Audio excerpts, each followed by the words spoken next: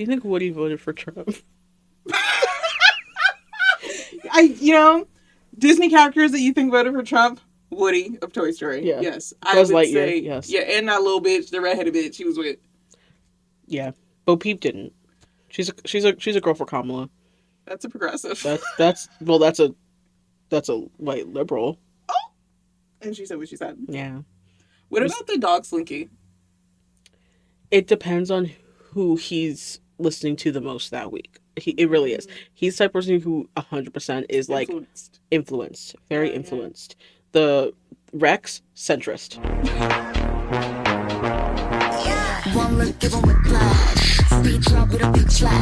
Hello. And welcome to the FanSERVice podcast. FanSERVice podcast. Your number one podcast for all things Black Lady, K-pop, and like just trying our best. And I got a pedicure this week, so also if you like foot stuff, we have a YouTube channel. I have Converses. Ding. So. I don't know if you. It's okay. You can't see it. It's fine. We'll put it in post. Just nice pictures of our feet. Just a photo of our feet, just like dainty little like cunty feet on the bottom. Just two. That's all I have to offer. That's all we have for free. That's all you can get for free. It is. So how are you feeling? It's been a minute. I'm feeling good. I am happy to welcome everyone to our new studio. Huge shout outs to my mother. Why was I about to say her whole government? You were about to say her whole government. I was like, oh, I was supposed to say her name. To my mother, Joy de Vivre. Yeah. Joy de Vivre de Montclair. We appreciate your services, and you're amazing. Your attention to detail. You've made pillows. You've made art. You have made this studio. Made this a home. You made me. Yeah. And also my dad for getting us a table. Shout out. Yes. Shout out to the big man. We have Black people. Yes. Happy Black History Month. Happy Black History Month. Happy February. Happy shortest month of the year. What else do we share February with? President's Day. Ash Wednesday. Is that actually in February this year? President's Day? Ash Wednesday. I am not Catholic. I don't know. I don't know. I only know ashes when I burn stuff. I don't really know. I only knew in school when the kids would show up with the ash cross on their head, and I was like, something's happening. Yeah. That's what I knew. But yeah, so happy February. Also, I mean, to dip our toe. Because it has been Black History Month, and because it is February, we have been seeing the hashtag Hobuary. Because it is also Jung Ho-suk, Hobi, J-Hope's BTS birthday month. J-Hope of BTS's birthday month. That's soon too. That's this week. By the time that we're filming this. Yes. Yeah, that's gonna be really crazy. And their comeback is next month, which is insane. I'm so nervous. I'm so nervously excited.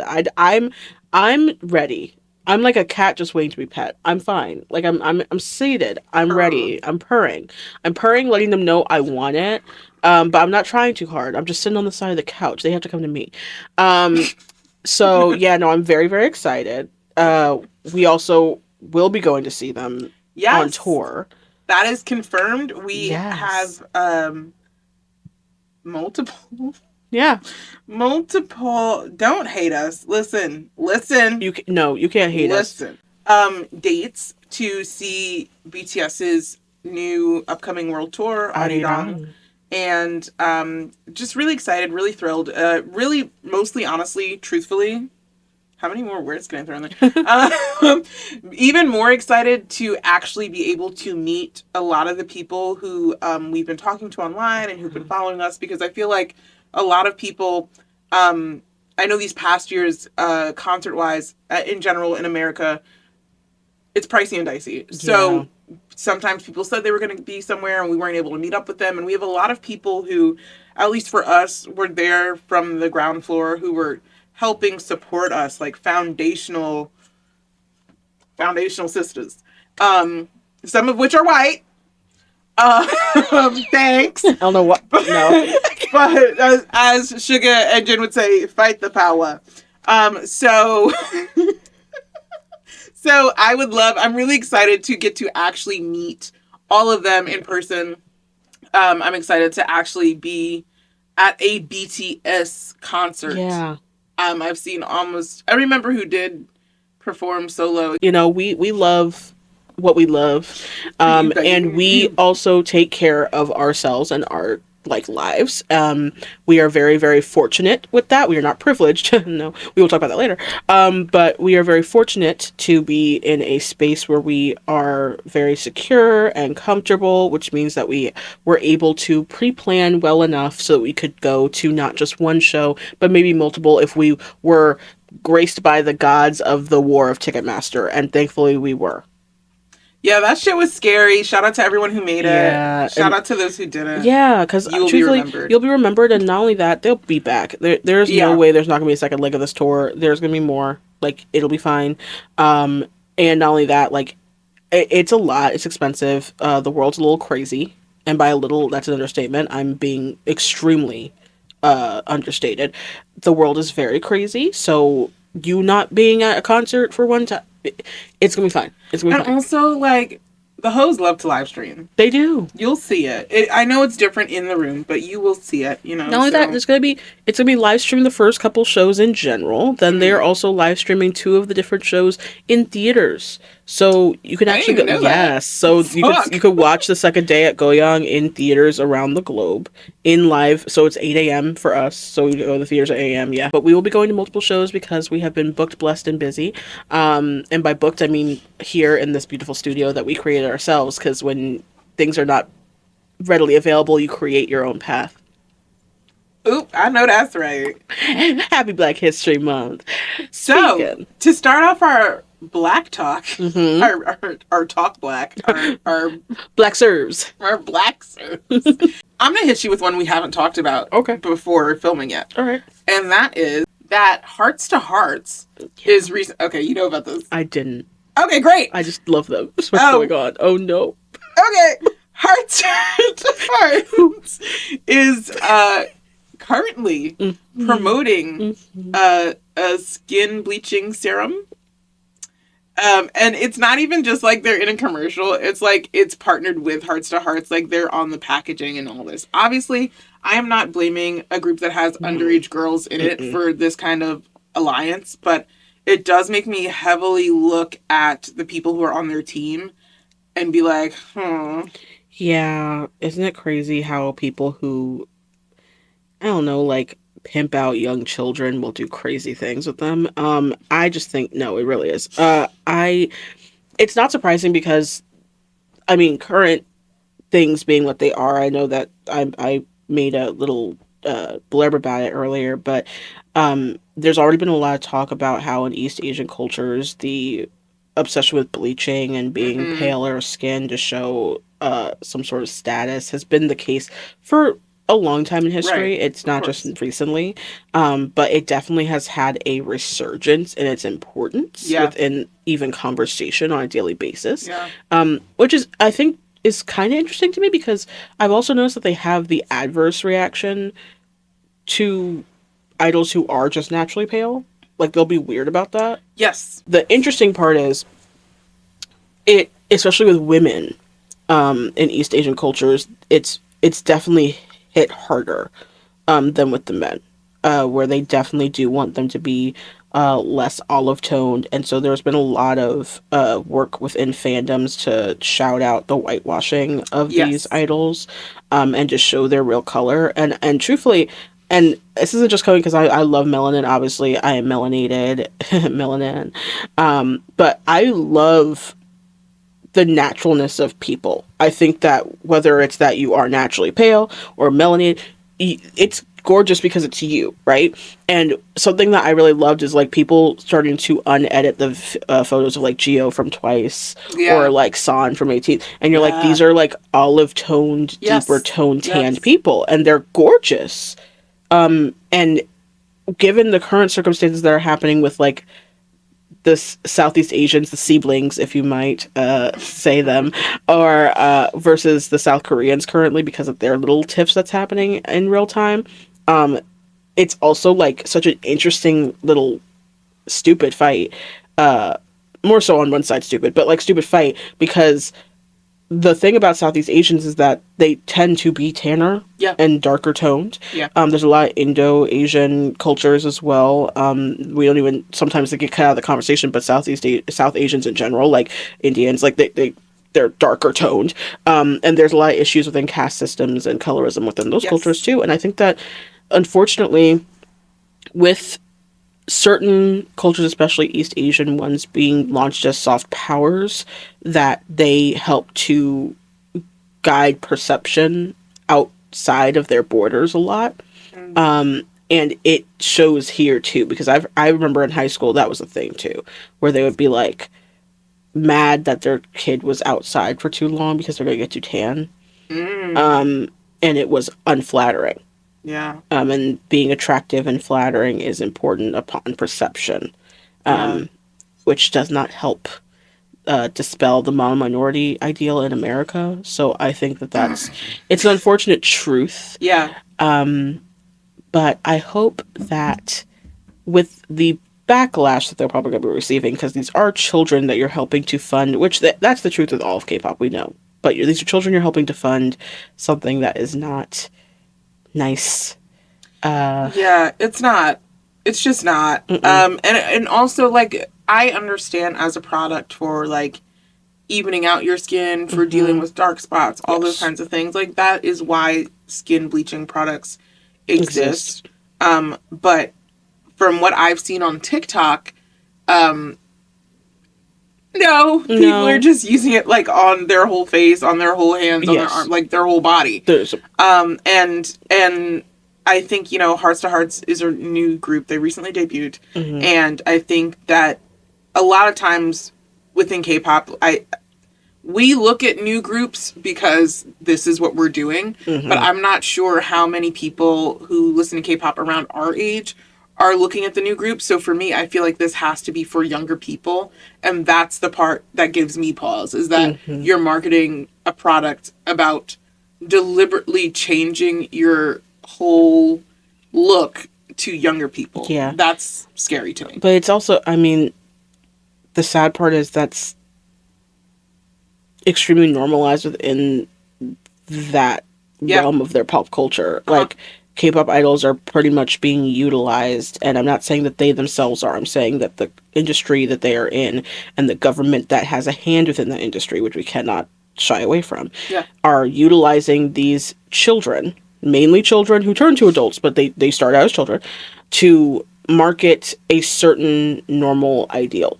What should the norm be? What should the regular version of attractiveness be? Even though they're not allowed to be normal people.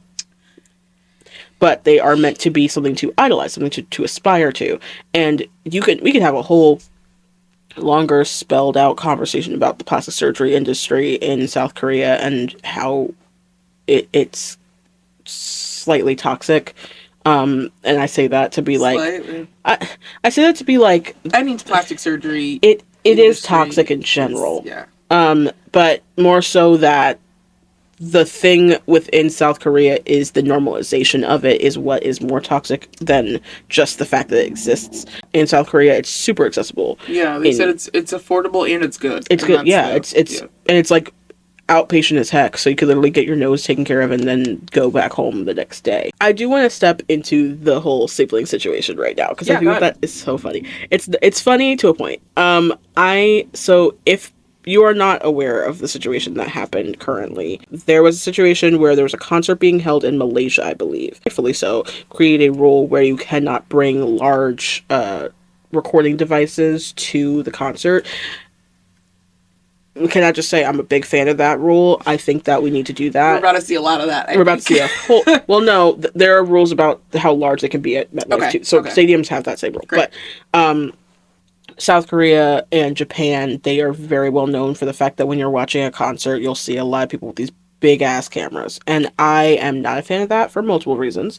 But mostly also because it's not for etiquette with other people at the concert. It's really not. It's rude. It's rude. Korean citizens who came to Malaysia to see this concert, and they did not adhere to the rule.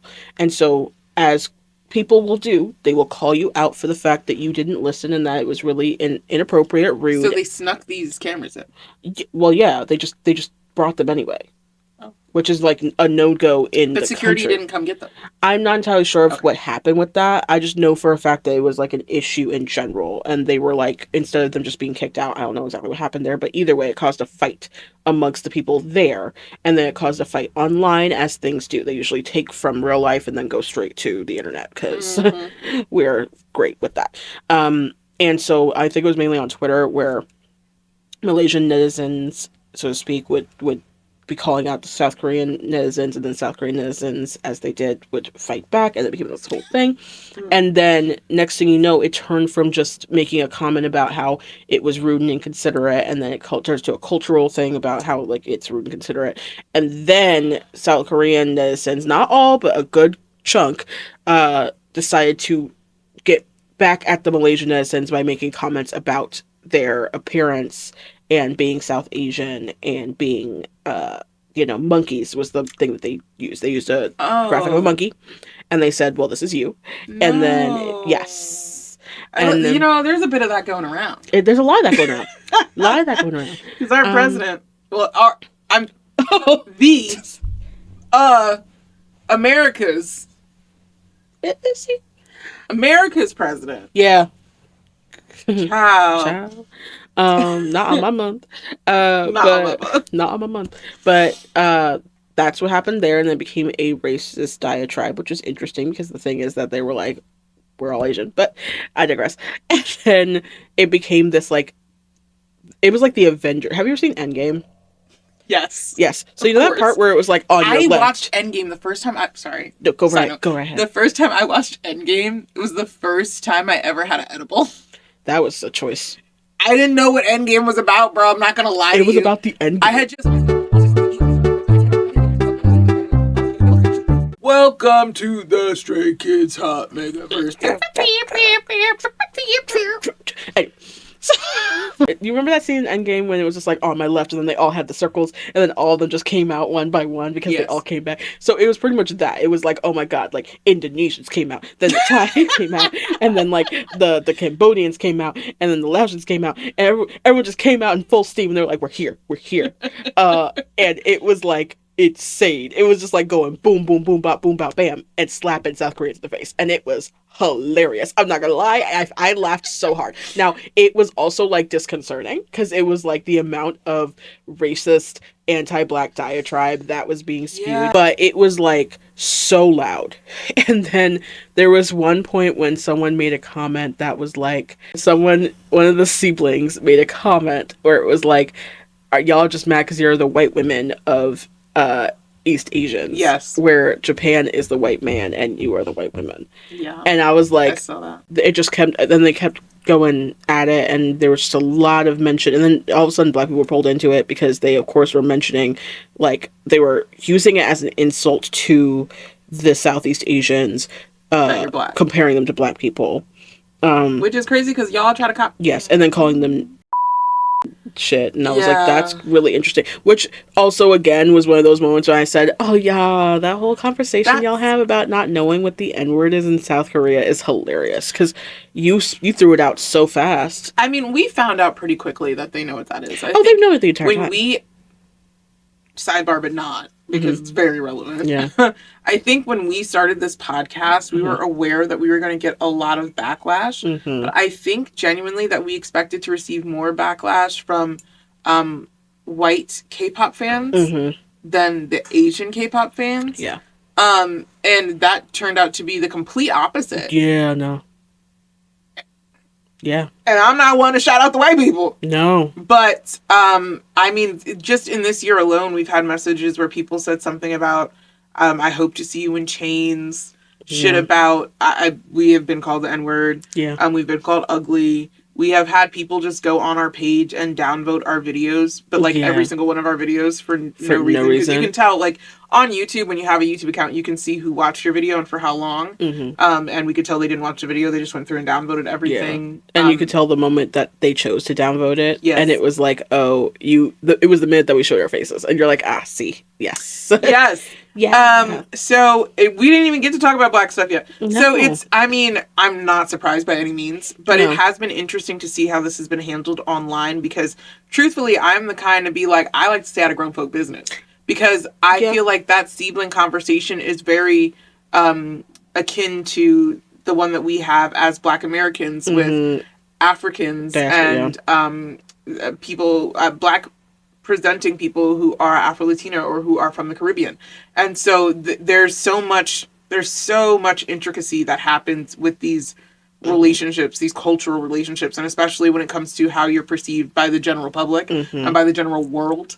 That I was very, a bitch was quiet, and Yeah. I'm not a quiet bitch. But I was like, I am reading, I am watching, and I'm I am watching. just ingesting the information. Yeah. I was watching in real time, and I felt it was important to, like, once things were, like, coming to a slowdown. Mm-hmm. It was like, okay, from a perspective of someone who's black in America, right? Yeah. And how we have our own reality within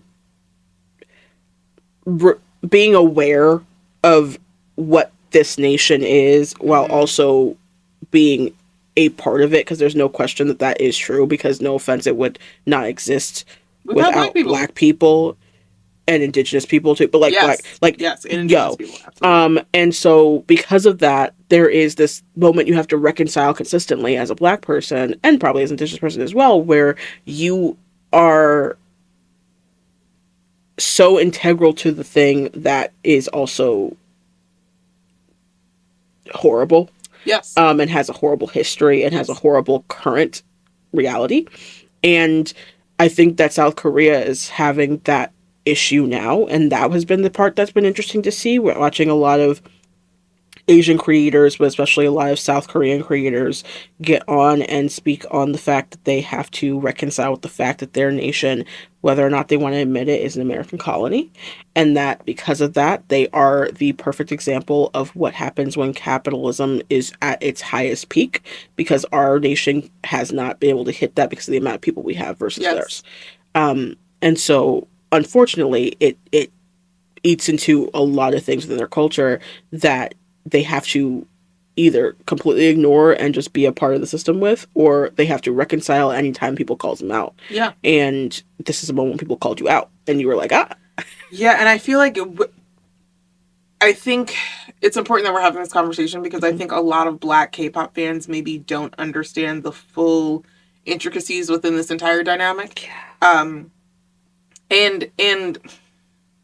I don't I don't know that we have to, but when we have these conversations, I do feel like it's important because when we are talking about how much Korea steals from black culture, and I'm saying the entire country, I'm not just saying K-pop. No, I wish I was, but no, I'm it's not. the entire. How much Korea as a whole steals from black cultures, and I'm gonna say Korea specifically, and it's not that other countries don't do it. It's definitely not that. But when we're talking about them, it's so obvious. I think there's like, it's interesting to me because I feel like with Korea specifically, there is a lack of an attempt to make it their own.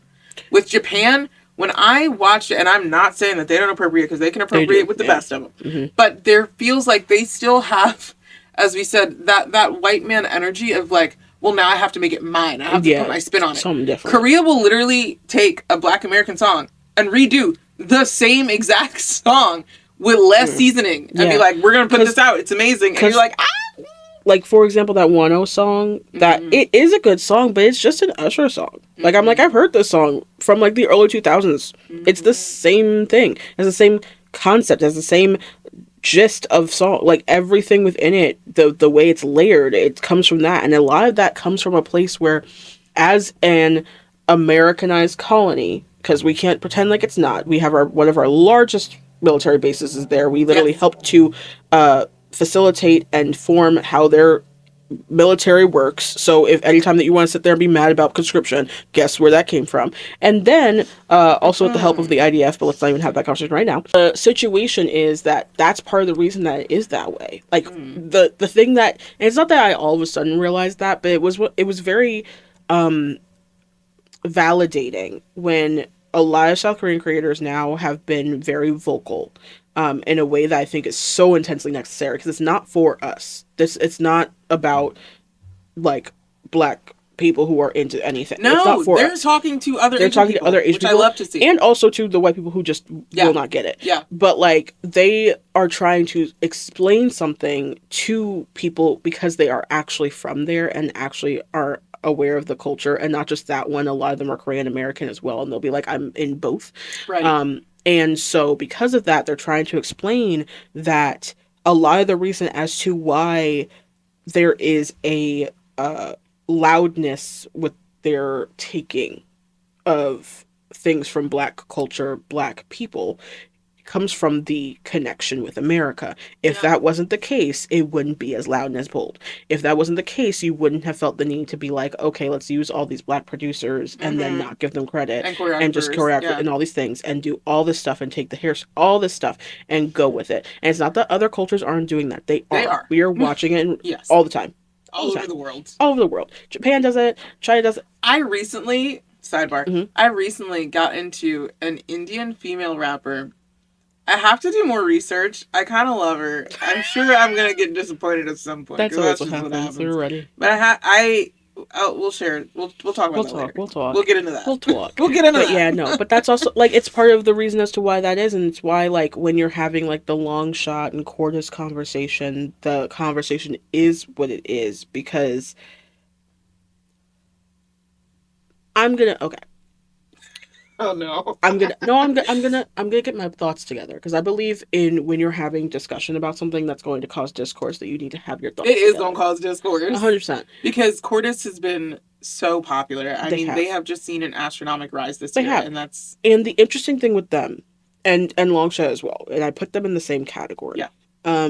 Because these are both teenage children who are working on their own stuff. Quotes. I said because they are working on it, but their own part is what needs to be in the quotes. Yes, they're working on their stuff, and you know where it's coming from. Mm-hmm. There's no question. Mm-hmm. Like as much as I'll be like, yeah, like fashion, whatever, it's Fiend. Like we're not gonna pretend like it's not Fiend. It is. It's Travis Scott. Like. It's not a joke that like this is A$AP Rocky. Yes. This is fucking Lil Uzi Vert. Like this is who these people are, and I'm not a big fan of those music styles. That's just me. I don't think it's bad. It's made for like festival type stuff, and I think I enjoy it when it's in that type of environment. But I'm a different type of hip hop like listener and rap listener. I just don't like that type of music entirely. I didn't hate what they did. I just was like, this is Fiend. That's what it is. And then the interesting part was, I think one of my biggest issues, though, is aside from the thing that happened near Christmas, which is a whole other conversation, aside from that, before that, the conversation that was being had was surrounding the fact that it obviously and clearly was not having any other elements aside from what it had taken from, right? Yes. And I was like, yeah, but that's been the conversation, in my opinion, that y'all don't want to have. Because, like, you believe in your heart of hearts that whole, like, keep K-pop Korean, or, like, stop westernizing it. And I'm like, well, that makes no sense because it always has been. Like, sure, you can sit there and tell me that, like, Talk to Me by Red Velvet is not a song that, like, you possibly would have heard on American radio. But I'm like, that's not really true, though. Yes, you would have. Because most of them are written by American producers. Or songwriters like a BB Rexa and all these people. Yeah. And not only that, like, we're not gonna say and pretend like the fucking mood board wasn't like Tinashe for like obviously 5 fucking years. Like obviously. You're like, yeah, there's a reason these songs like, sound familiar. Fucking...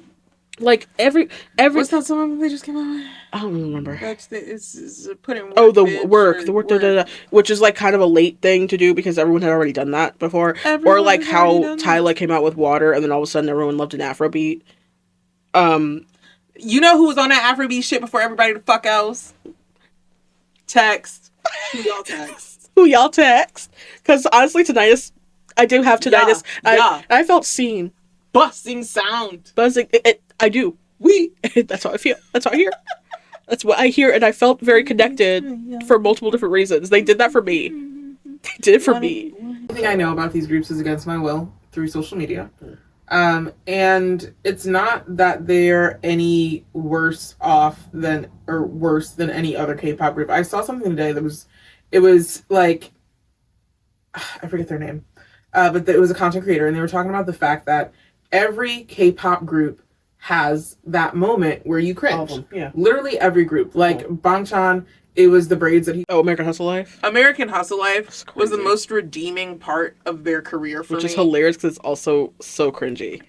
But it isn't. But it's necessary. Because what's not cringy about it is the learning process. Because you can actively see the learning process. Because you see them come in, and Coolio's like, absolutely the fuck not. And I feel like every, bold statement, I feel like every K-pop idol should have to go through an American Hustle Life-esque experience where you actually have to spend time, one, around Black people, but two, around actually learning the craft that you were supposed to be doing. Because just giving people, and I again, when you go to school for performance, I understand that they give you the sheet music and they give you a song and they say perform it. But it is your job as a student of this art form that you love to do the homework to understand the story behind it so that you can perform it accurately. True. But isn't it an art form that they love? And that's the question. Like, because a lot of people enter it because they think that it is an easy pathway to get somewhere else. Yeah. It's and it is. And not only that, and a lot of the times they are also being fed a lie. Your parents are being fed this lie to sign you into something that is, it's coercion. To make sure that you can make them money. And which as long as you make them money, every young Black music artist, Biggie, Tupac, all of them. Well, all of them, yes. Yeah. But then the issue is that they also take advantage of, versus like a Biggie. Here, what will happen is that they will bank on the fact that you are. I think the difference is, and that's an issue amongst the culture. On the fact that you want it so bad. That you need it so bad, not you want it so bad that you need it, because these are people who want to be artists. Yeah, that's true. And they need something though in order to be versus these are people who probably need something, but do they want to be artists or do they want to be cool famous and celebrity and famous? Yeah. And that's different. That's a good point. And there are a lot of people who do here too. We're not gonna sit and pretend like Biggie didn't want to be famous. Like yeah, for sure. Like, he deserved it. Of course he did. But like but it just feels different because in the end there's still an element of you in it, that you're being given this package to be completed in. You're given, this is the box to be in, do it. And so you're going along with it, going D. That's your job. This is fine. This is my job. Because most of the job is based in the borders too, or at least in a side of the world that is going to very much ingest it easier. But the thing that happened with K-pop is they recognized as the expansion space that is connected to the Western world, but especially America, that they need the support of elsewhere to keep it going, to keep the momentum. If not, that's the reason as to why the K-pop groups that are mostly like extremely popular in Korea, it's not that they don't stay popular in Korea, but they have an expiration date a lot faster. Versus the ones who have expanded and then stayed popular in Korea and maybe like went on hiatus or stopped. But like that's the reason as to why when Big Bang does a performance again, they're obsessed. Bang, bang, bang. People obsess and adore them and whatever. And now they're gonna perform at Coachella. Like, okay, like that's why. These are why these things happen. But the thing that's so interesting is, as much as we could sit here and say Big Bang did, of course, it helped with the expansion. They, of course, were a big, huge deal when they were at their peak. We are not going to pretend like that wasn't the case. They won an EMA. Like, these are all truths. Was it also true that a lot of people couldn't fuck with K-pop because of the way that it was packaged and how it looked? Hell yeah. Yeah, because I remember seeing Big Bang at some point. And I didn't know who they were. No. But I had seen someone like try to show me like, oh, look at it. Yeah, that's like a Korean rap. And I was like, oh, fucking not. Yeah. Ain't no fucking way. But it's also the same way that like our reaction to watching the Rain concert is so different than everyone else who actually went. That's the same way I feel about Chris Brown. Exactly. Because it's like, you have to like that to go. You have to like it. You have to be signing on for that. Yeah. Because it's not so much, what's interesting is like, foolishness. I just think, there's a point when it's not as admirable. It's a nostalgia watch. It is. And not only that, like, it's not that it's not good. It's that it's not good for everybody. Well, his hair wasn't good. Well, no. It And never that's all has I have to say been. about that. It never has been. What did he have cornrows? No, they were like twists or something. I don't remember. Like, you're literally 40, babe. Go but sit down. everyone in the comments was like, what the fuck are you doing? Go sit down. And that was so telling. Someone told me to shut my black ass up this year too. And honestly, sorry, now you're laughing. Now we're laughing at your hate comment. Sorry, they're not the first one to tell me that. I'm sorry. Sorry, I'm listening. So sorry. I'm here for you. So sorry. Share your trauma. That was actually really No, hard. actually, No, it was. I'm not laughing at you. It was hilarious. I thought it was really funny. And it's just interesting. I mean, it's interesting how serious people get about K-pop too. They do. And because a lot of times I think in my head, I think you try to write it off, or anyone who like has these little conversations online tries to write it off as, oh, you know, well, they're probably just really young, or, oh, they probably just don't understand the world. Or like, you know, you try to find ways that you can kind of explain it away to yourself. Mm-hmm. But I realized that if that is the case, then you unfortunately have done the opposite. Yeah. Because now we have a season 2. Yeah. And you just made me want to come back and talk my shit more, because clearly the education is lacking. Yeah. And I've also been really glad that we have been able to have people who aren't from this country listen to us and be like, oh, that's a really good point. I never thought of it that way. Or like, oh, I didn't know that this was even something that you guys discussed or talked about, or like that I should probably look into, you know? And I think that's necessary and important. And what's interesting is like, it's the same way. I mean, this is completely different because honestly, given the current climate that's happening within America, I'm not going to sit here and boast that people should come here. Nope. At all. Don't. We want to leave. But I think that a lot of the times it gets in one ear and out the other about the idea that when critique is necessary and needed about things that are normalized within powers and not just the nations or cultures. That's not. I'm talking about powers. Things that are normalized overall. That is someone coming at your thing, coming at your culture, coming at your nation. And I'm like, that's not true though. And it's been interesting too, because I feel like because we are Black, when I post things, and we're a new page as well, but when I post things and we come up in people's algorithm, they assume that I am not a K-pop fan. Yeah. So they assume, oh, you just always shit on blah, blah, blah, blah, blah, and this and that. And I'm like, funny. Nope, actually, if you check our page, no. We are literally a K-pop podcast. We spent $2,000 last year on this. Yeah, like, that's you. No. Yeah, no. You're wrong. Respect, like, but you're wrong. And not only that, like, to outlet, and that's already hard enough, because having the realities of a Black K-pop fan is like being... It's like being a Black country fan, I feel. Maybe. Not really. Not really. Because that's worse. I think that's worse. Yep. But like it's having to constantly always be like, right?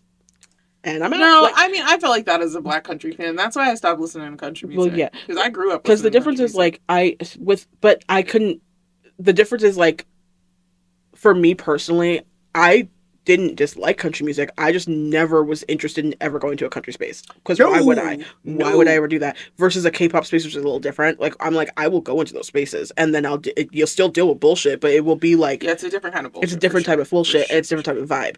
Which is, like, why I'm never going to a fucking country fest. No. You ain't gonna catch me at that shit. XTU, when I was a kid, it was like our local country radio station. XTU would have a concert every year, and I remember, like, all of my friends would always go.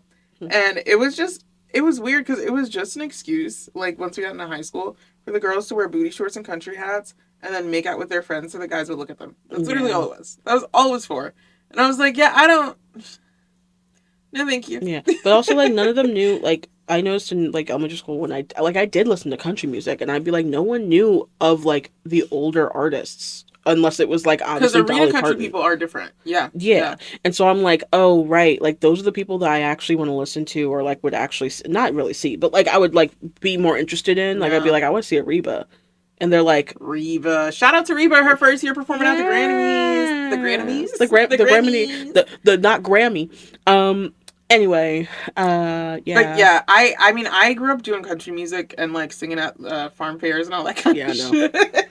So I do have a love for country music. But I agree. I think being a country fan is hard. Being a K-pop fan is hard if you're black. If you're black. And I think that with K-pop states is because of the internet being a piece of part of their industry now. Yeah. And I say that now meaning like past the early 2000s, but like it because of that the vitriol and toxicity is expanded past just within those spaces, because back when I was in high school and indulging within those spaces, it still was like not great. It still was like vocal, and sometimes in my opinion it probably was more, but it didn't feel like that because it wasn't coming as loudly and as consistently. Yeah. So you were like, oh, because you're at an internet cafe thingy, like a little like right virtual thing, nothing really that intense is happening. Like, yeah, the shit was weird, like we knew that, like, yeah. And it was just kind of like, it's not that you just went, all right, well, it's weird. It's more that you went, okay, it got weird, I'm gonna step away for a second, yeah, and watch other stuff, and then, oh, that got weird, okay, step away for a second, and go away. And you watched as in real time there became started to feel as though they were heading towards the direction, because they had obviously pushed their prospects past Korea and Asia, right, and were like, ooh, Western world. It felt like what was going to happen was, because when things started to pop up, when those hairy little things started to pop up, hairy is a pun, when all those things started to pop up. What are you talking about? Like so the same things that happen currently within K-pop happened like 10, 12, 15 years ago. At that point was when people started to become loud about being mad about it, because that didn't happen. From? Oh, like meaning like the hair. Oh, yes. Yeah. Oh, yeah. Post Gangnam Style.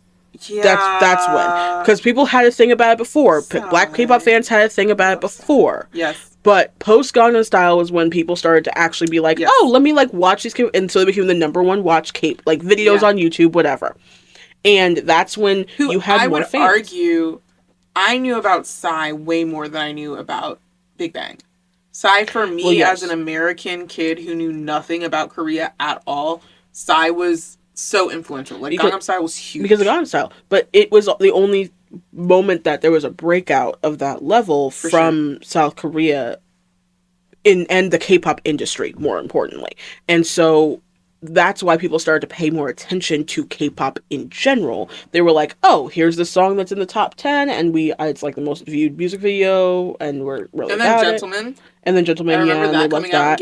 And then, traction. Yes, like, wow, and then that was pretty much like kind of where it died down. Yes. But people started paying attention to the other groups, and so like you started to notice that around that time, a little bit before Side 2, but around that time was when all of these like groups, the FXs, whatever, all of their videos were the top stuff watched on YouTube. They were watched more than the American artists were watched. Wow. By a mile. Like, because the visuals were so much, like, you see the K-pop video. They are better. And so, this is the same time fucking James Blunt is doing, yep, foul, and jumping off a cliff. Yeah. For like 20 minutes. Is it great? Yes. Did I love it? Yes. Did I cry about it? I ate that shit up. Not that bad day from fucking American Idol. It wasn't from American Idol, but they used to all the time. I did have a bad day. Constantly. You started to notice that people were becoming, because you had a larger span of fandom that wasn't just the niche, like, bits of people going to K-cons, right? Right. Like, you started to have people going, oh, I'm watching these videos because I actually am interested in this, and I enjoy the music, I enjoy the vibes, I enjoy the package. And then they were like, why are you wearing that? And why are you doing that? And it became a thing. And so you started to notice that all of a sudden at that time frame, people were like, no, actually, I'm going to be kind of loud and within the space, because we have the internet, to be like, yeah, no, we really don't like this. And so we're going to trend stuff and we're going to talk about it. And so then all of a sudden you started to get, that's when the apology started. The apologies didn't start before Gangnam Style. That was not happening. Like, they didn't care. Because people would call it out, but it was buried. No one cared about it. You weren't important to the conversation. It's interesting because now it feels like it has to be something huge in order for an apology to be issued. Like when I don't even remember the name because I'm not a huge fan of Extraordinary Heroes, but Oh yeah, when that whole like eugenics. yeah, which is crazy. I did not see a eugenics conversation coming this year. But sure, why not? Yeah, when the eugenics thing popped up and everybody was talking about it, like, no, that's not what he meant, guys, stop, like, that's not, like, please, just, like, no, like, it's not that. It was just so weird because it's like, okay, now that's something that deserves an apology. But, like, all the severely microaggressive behavior that you watch all year long. Nah. But it's also because I think when they get caught within a rock and a hard place, it's a little different. Even within Korean spaces versus when they're like, oh, we can kind of just like bury this. And it's not saying that that's right. I'm saying that's just how the business is obviously working, where they go, okay, caught in a rock, between a rock and a hard place is like, okay, you made a eugenics conversation for like multiple different posts to this person that's public and like doubled down on it and then had to wait 2 days to have a full apology. Or you had a live where you guys are playing gangster black people, like, and like, which it took you multiple days and then another multiple days to, like, you all of these things. You still haven't apologized correctly. No, not at all. Not at all. Now your career is fucking over. Pretty much. Whoops. And like, you still get invited to stuff because that's not a problem over there, but like, it was here. And the interesting part too was like, that happened at the same time that the Big Matthew thing happened, the same time that do-rag thing happened with the one artist, and those were all. But what's interesting is even though those weren't apologized for correctly, oh no, we'll get there. Skip over. But like, all those things were dealt with, and not all correctly, but with a version of an apology, late or incorrect, but still dealt with in some way. At the same exact time, you had a Blackpink who is bigger than all of those people combined. Never said anything about that. Still has not said about because nothing. I think because they feel like the co-signing of Pharrell says it's okay. They're like, well, a black person didn't say it was offensive. Well, Pharrell. But that's okay. But that's also it does lend to conversation. Because that's the siblings conversation. It is. It's the same conversation. It's the same. But it's also. Because also, rich black people are not the same as the black people who are consuming your content. I'm so fucking sorry. Rich black people are not consuming your content. No. They're not. They also don't care. Maybe Beyonce, because she does, like, actively support other artists. But for the majority, that is not your audience. Your audience is the average day-to-day, day laborer. Example of that is how there's this whole, I'm not recommending it, but there is this documentary series that I think was on Apple TV that followed Jesse and J Park. Yes. Yes. You watched this? I didn't watch. I watched all of it. I've seen clips. At Kelly's. Yes, but shout out Kelly. Montclair. Dubloc. Montclair. Duloc. But there's a point in it where they were speaking to, because J Park, I don't know if he still is, but he was signed to Rock Nation. He is not anymore. Not anymore. And they were talking to producers who were connected to Rock Nation, and they had mentioned, like, what do you guys feel about the appropriation thing? And then they blatantly were like, oh, we don't care, pretty much was the consensus. And I was like, and see, that's where you lose me, because the thing I have noticed, and maybe that's a different conversation to be had, I don't want to alienate men, but here we go. The opinions of black men who are getting something out of other people are not necessary to the conversation. Just because a black producer says they don't care, or a black choreographer says they don't care, I don't actually believe that that's true, because they 100% do. Because they need to get their fucking check and get the fuck out of there. And not only that, they may vibe with the person. Like, I'm not going to sit here and pretend. Like, we all... If J Park was in this room fucking now, we could all kiki, make a joke, and laugh. Exactly. But at the end of the day, he would leave, and I would say, ain't he about You can't be doing that. Like, for example, like, you can have friends and I have friends of all different colors, creeds, religions, systems of Go economic do like a white whatever. person. I have purple friends. I have purple friends. I don't care if I have you're black friends. it makes me look interestingly at the relationships between all of these idols because like they're all connected, right? As if you watch any of our TikTok or YouTube content, you will know that we oftentimes play games Yeah. of like how would you get to such and such? How would you Or get this to or this goal? that, Right. etc. So for me, it's interesting because it's like there are a lot of idols who are connected. And so when I see people who are hanging out with Jay Parker, or I see people who are hanging out with Jessie, I do wonder if Jessie herself would have a different take now because she has had her BBL removed. She has had some of her plastic surgery removed. I mean, she's still stunning. She's a beautiful woman. Gorgeous. As a fellow Jersey girl, I do want to. She lived in Jersey City. I know. I was like, yeah, I do want to give grace because I feel like she's gone through a lot in this year. So I do think I would hope that her opinion might change. I could be wrong as two left shoes, but I would hope that her opinion might change. But it does make me look sideways at people because, again, I know previously we talk about Jackson Wang and his whole lock phase. Yeah, his whole not and talk about it. When I see, because I know that he and Jessie have performed together, they're very close, that whole thing.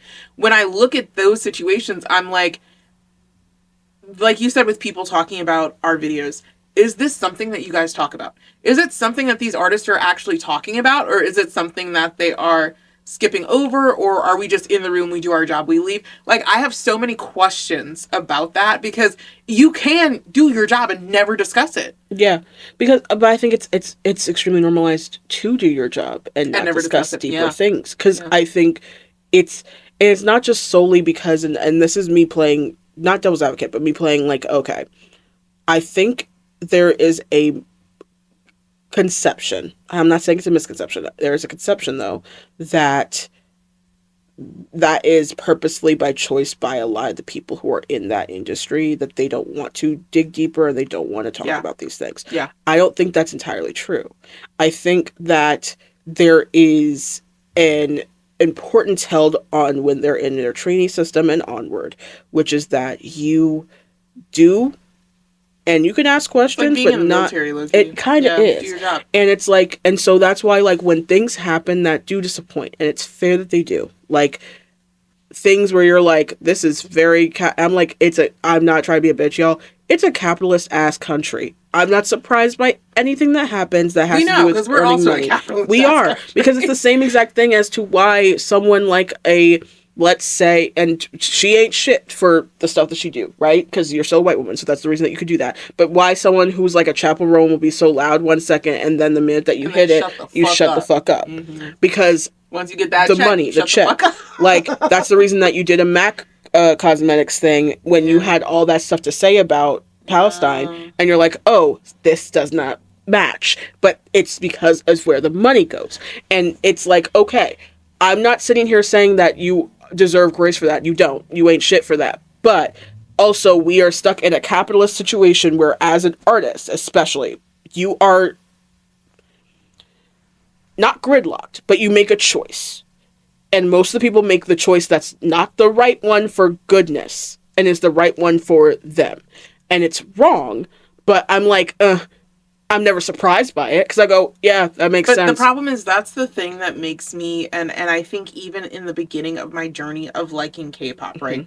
That is the thing that makes me so scared to say like Bangtan for life or any of that kind of shit. Yeah. Because I mean any artist, like obviously any celebrity will disappoint you. 100%, yeah. They will disappoint. No. But it's just so frustrating, I think, when a lot of artists, not K-pop artists specifically, I'm mostly talking about American artists at this point, but they run on that platform of equality, inclusion, speaking for the people, standing up for what's right, and then the second that they really get that fame, all of that shit switches.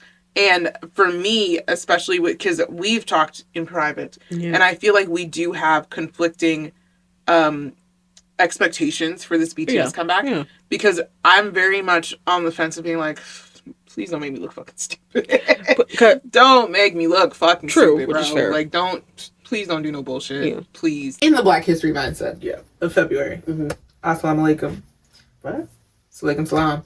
I feel like we need to consider also the fact that we have now multiple instances, most recently, obviously the one with Hobie at his concert hugging a black woman, and then literally most recently, like this week, with the at a coffee shop taking a photo with a black fan, and the backlash that got online, and then doing Arirang. I feel like to not make comment on some of the things that are happening, on some of the things that your own fans are doing, would be a greatly missed opportunity. No, yeah. And that's one of the things that if that isn't seen, I will have thoughts. Yeah.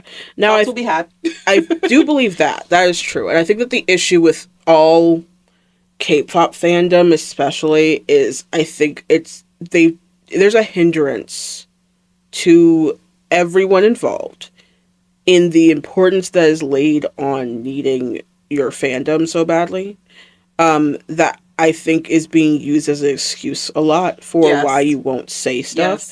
Yes. And that's for all of them, because even if I'm being honest, I will, like, yes, people calling people out currently has been great, but I noticed that it's still with deaf fingers. Yes. Again, the hindrance with the K-pop in the industry is that they also kind of curve what you want to look at. Right. So like they'll be like, cool, I'm gonna go on Weverse, I'm gonna go on I'm gonna go on Bubble or whatever it's called, and I'm gonna look at like what the fans are saying, but I'm gonna like not go on Twitter and see what's happening there. I'm not gonna go on TikTok and see what's there. Like whatever. Jungkook making a Threads. Crazy. And then he was like, damn. I think it's interesting though, because the weirdness of not saying it all it's going both ways. And I found that out recently because I made a post where, first of all, I'm a fucking 18-y, so fuck you. Sorry, because bitches have a problem with that. They did. But I said that I do feel like sometimes our groups need breaks. Sometimes we're not putting out our best work. And that post received over 100 likes, hundreds of likes, but no comments. Yeah. And I think that is so interesting because it's like a thing within K-pop communities that if you don't like something, then you just don't talk about it. Yeah. And that is so passive aggressive. But it also comes from a place that people don't know how to talk about something critically and not mean. So that's where their issue lies. If they knew how to speak about things critically and actually think critically, then we could have open conversation about the fact that I don't like this song. I enjoy this comeback. Yes. I enjoy the styling of this. I enjoy whatever. And it's fine if you don't. It's your opinion. And it's like, sure, I'm not always going to be like broadcasting every bit of opinion I ever have on anything all the time. Because that's, number one, I ain't got the time and you don't pay me enough for that. A lot. Yeah. But like also you don't pay me. So like, not yet. Well, still, but my point being is like, I'm not the natural paid critic. So I'm like, I'm gonna speak on things because I think that's important conversation to be had, especially if it's like, oh, this is a big, huge thing. Like, for example, like part of the thing that I do feel about this upcoming comeback with BTS is like, I'm like, well, that is a piece that is going to be a conversation no matter how it goes. Where I'm like, I want to have that conversation, whether I like it or not. Like, I'm gonna be sitting there like, I need to talk about this and get other viewpoints, open my mind up to certain things. At this point, we might have to have a whole episode just about... 100%. 100%. Yeah. We're getting a live comeback concert on the King's Road. Comparisons aside, right? Because don't come for me. I'm not sitting here comparing a lot of these different groups, especially like the male. They're not made to be compared with each other. They have a different reality and different way in which they are pursued and pushed within that culture. So it is not worth having that conversation. But what is true is the thing that we will note as being something cultural and important to a culture versus not important and cultural and important to a culture is really interesting to me. Bong Joon-ho exists, right? Like he makes like and not only that, like Park to like all these directors who make these amazing films that are seated within Korea, whether past or present, and speaking on real true important conversations. No. They don't want to do that part. No, I know. They don't want to do that. I That's know, boring. but they're so good. Watch them. They're really great. And, like, I don't know, maybe indulge. You know what? Grow the fuck That's up. the fix. The fix is this. In honor of Black History Month, I really implore everyone to do their research and open their mind and, like, look into different forms of media and art if that's where you want to go. If you're not a reader, which I'm not going to judge you for that, there's so many different places where you can still expand your mind that is made through art. Art is so important and so integral. There are also many different forms of art, and that's where the importance lies. Expand past one form of art. If you like music, that's great. Listen to more types of music. Do not tell me that bullshit that you like Long Shot, that you like All Day Project, and that you like Cordis, and that you don't listen to any of the people they took the music from. That's crazy as fuck. Because then you're just saying, hi, I'm racist. Okay. Yeah, because then you don't like the music. Just say you don't like the music, though. Just say you don't like the music, and that's fine. It kills me when they do that and they don't speak Korean. No. They don't. But it's because you don't actually... The truth is you don't like the music, you like the packaging. Say that you like the packaging. Yes. You don't like the actual art they're doing. You like the packaging. Yes. Do you actually like the sagging style? No, because you're racist. You don't actually like the sagging style.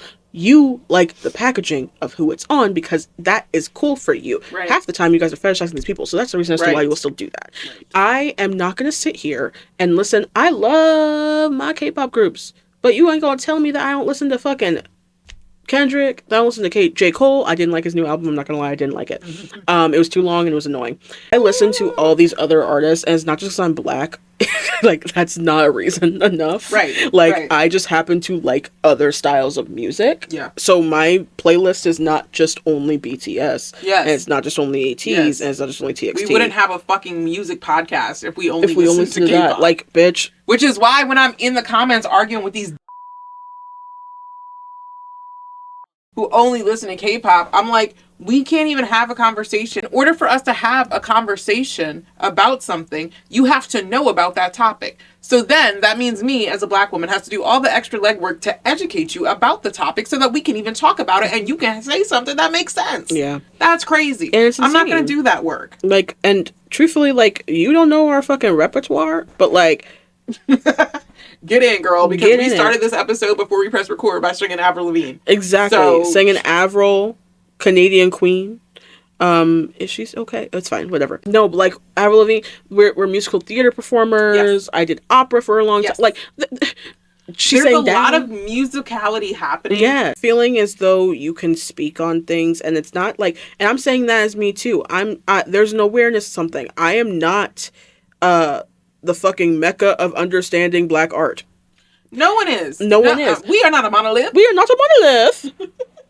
The fuck?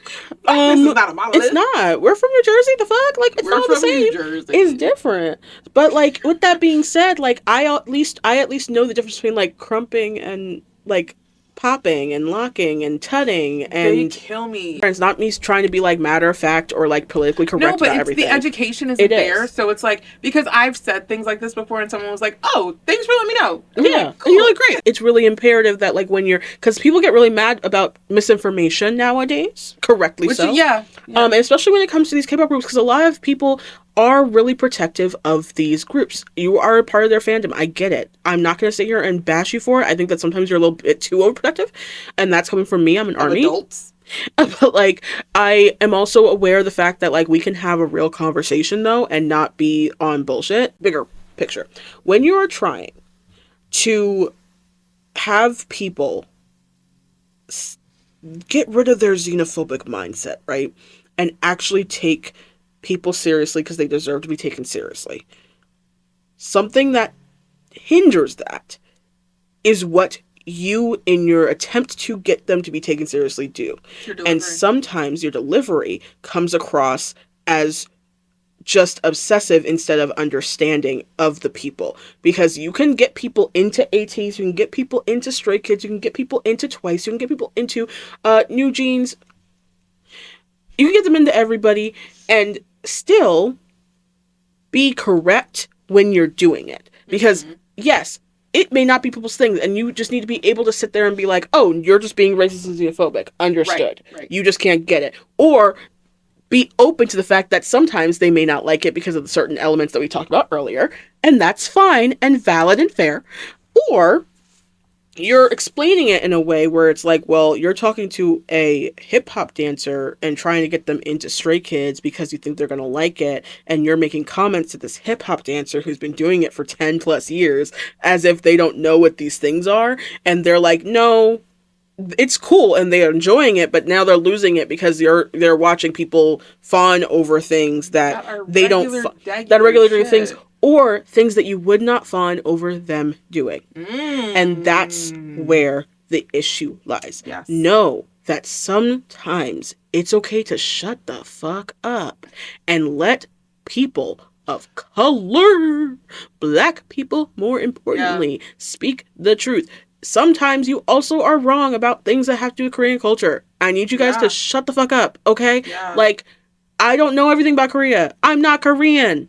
Yeah. I'm not even Korean American. I'm neither of those. Yeah. I am a black woman in America, so I have a certain viewpoint and understanding and perspective. Yeah, I think people consume so much content that they start thinking like, They know. I know what it's like. Like, I know what it's like. Like, I went there once. Like, I know. It's the same way the BL people are in fucking Thailand. And you're like, oh, okay. I'm not gonna lie, I do think Songkran will change me. Oh. Speaking of Songkran, April 2027, who's in?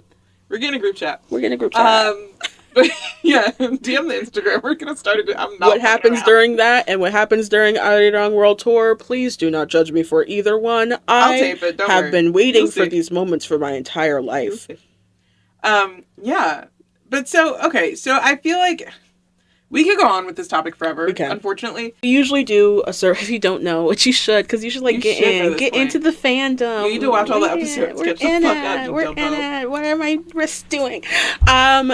If you don't know, we tend to usually end an episode with a serve of the week. Yeah. Now, I have a different option. Okay. Because it is Black History Month. Okay. I'm so proud to be black. Okay. I'm so proud that you're my friend and you're black.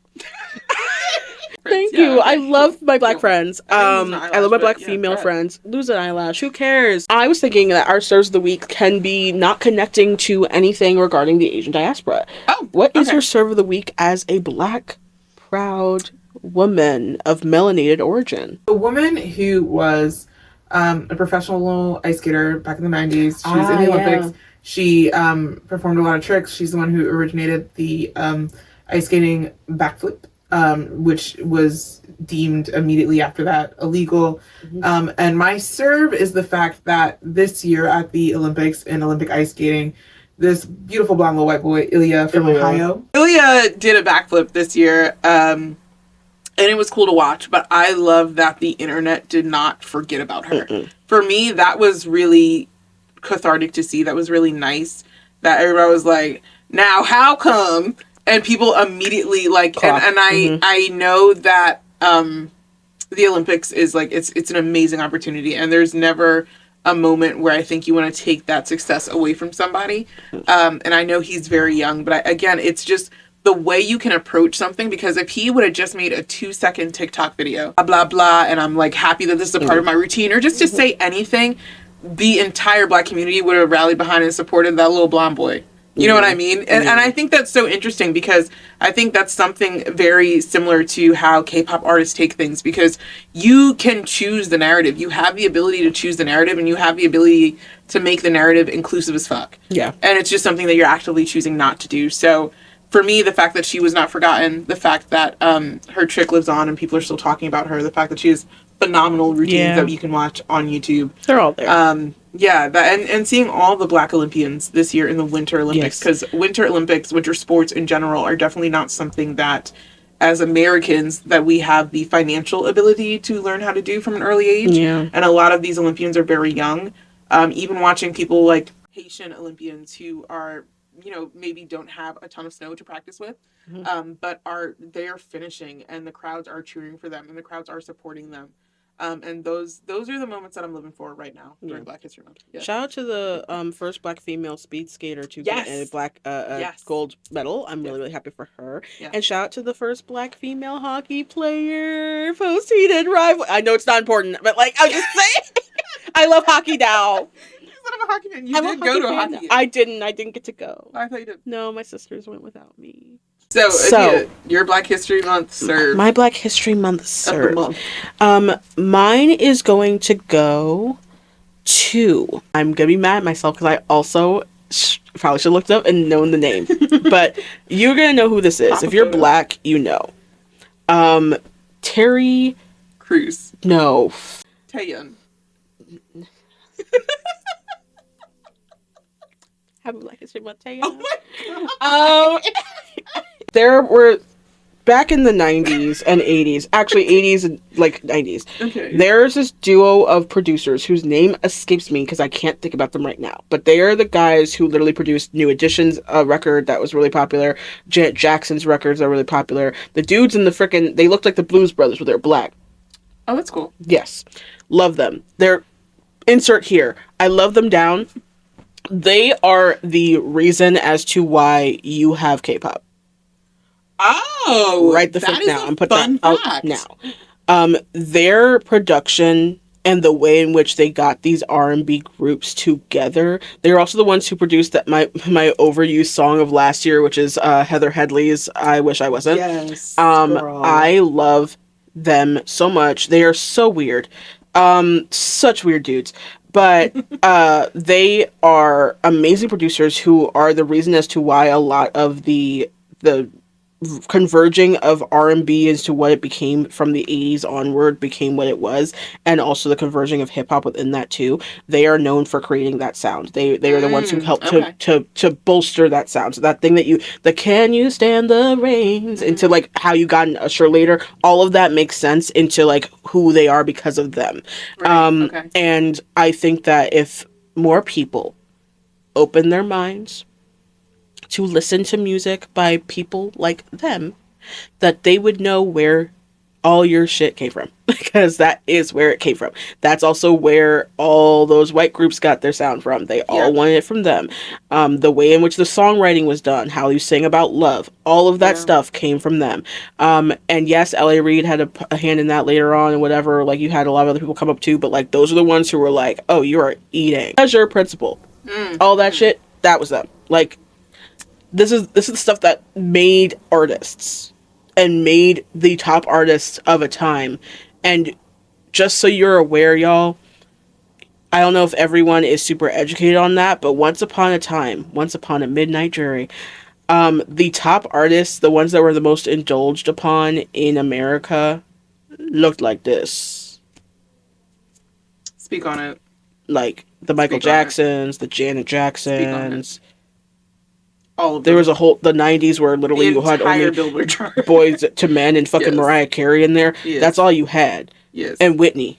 And then Celine, who is like our auntie, so it's fine. Cousin. That's cousin C. We wanted to save you from that old man, Celine, but it's okay. We were too late. She didn't want to be saved. She right where the fuck she want to be. She didn't want to be saved. Thank you for joining us for our season 2 opener. Yeah. Happy Black History Month. Happy Black. We are Daio and Adia from FanSERVice Podcast. Right. If you do not yet know who we are, jump in, ho. You can like, follow, subscribe on YouTube, Twitter, Instagram, TikTok, Red Note. What's the other one? Blueski. If there's content that you want to see, send us a message. If there's something you want to hear us talk about, send us a message. If there's something you want to talk about, send us a message. If you know someone who would be open, an artist, a K-pop artist, or a dancer, backup dancer, a connection, a friend who would be open to being interviewed and talking more about Black stuff, give us a hoot, give us a holler. Thank you for listening. Yes. We'll see you soon. Bye. I wish I was in love with you so you couldn't hurt me. It just ain't fair the way you treat me. No, you don't deserve